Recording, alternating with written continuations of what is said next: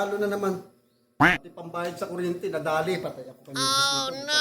Paliwanag ka gagawin ko. Oh no! Ang scatter ka talaga. Pahamak ka. Scatter! Scatter! Hanggang sa panaginip ko, ikaw na scatter ka talaga. Dati, tuwing linggo, nagdidiyo pa ako ngayon, nagtitinda na ako. Pag tumutunog ang cellphone ko, natatakot na ako, baka yung mga online na inutangan ko. Grabe ka talaga, scatter, binago mo talaga ang mundo ko. Oh no! Ang dating tahimik na buhay ko, ngayon ginulo mo.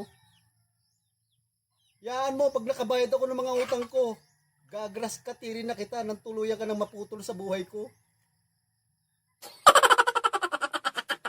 Sa mga nakakapanood ng video ko, huwag kayong malulung sa sugal kasi masisira talaga ang buhay nyo.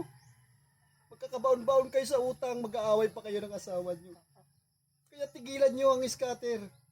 Walang magandang idudulot yan sa ating buhay. Bankrupt na! Dahil sa scatter.